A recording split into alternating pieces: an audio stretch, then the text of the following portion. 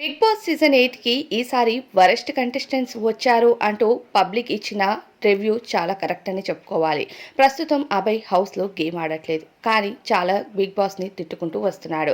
అలానే ఇక పృథ్వీ విషయానికి వస్తే ఎఫ్ వర్డ్స్ యూజ్ చేయొద్దు అని నాగార్జున చెప్పిన టాస్కుల్లో ఆడాలి. నేను ప్రైజ్ మనీ గెలవకపోయినా పర్వాలేదు, ట్రోఫీ గెలవకపోయినా పర్వాలేదంటూ ఏదో పెద్ద పొడిచినట్టుగా మాట్లాడుతూ వస్తున్నాడు.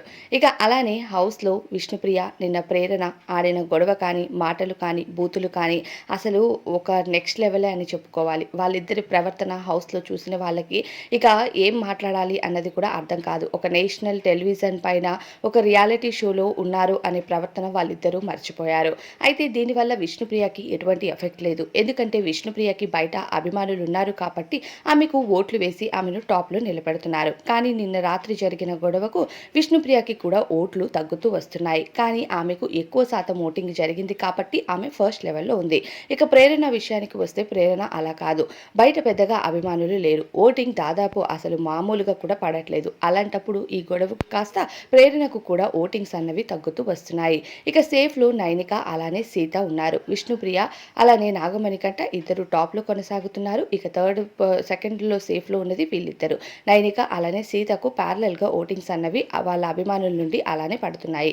కానీ ఇక్కడ ఓటింగ్స్ అన్నవి యష్మి, ప్రేరణ అలానే పృథ్వీ, ఇక అభయ్ వీళ్ళ నలుగురు డేంజర్ జోన్‌లో ఉన్నారు. ఎప్పటికప్పుడు వీళ్ళ నలుగురిలో ఓట్స్ అనేవి తారుమారవుతూనే వస్తున్నాయి. ప్రేరణ ఎక్కువగా గొడవలు పడటానికి ఈ మధ్య ప్రయత్నిస్తుంది. అది ఆమెకు ఎఫెక్ట్ అవుతుందని అసలు అర్థం చేసుకోవట్లేదు. బయట అభిమానులు మాత్రం ఆమెకు ఓట్లు తగ్గిస్తూ వస్తున్నారు. ఇక ప్రస్తుతం అభయ్ కూడా హౌస్‌లో చాలా వర్స్ట్ గేమ్ ఆడుతున్నాడని చెప్పాలి.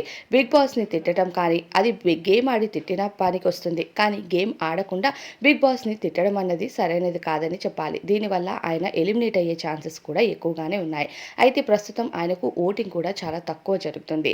ఈ పరి మరి ఈ ప్రకారమే ఆయనకు ఓటింగ్ జరిగినట్లయితే ఖచ్చితంగా ఆయన ఈ వారం ఎలిమినేట్ అయిపోతాడు. ఇక లాస్ట్‌గా ప్రేరణ, యష్మికి కూడా చాలా చాలా తక్కువ ఓటింగ్ జరుగుతుందని చెప్పాలి.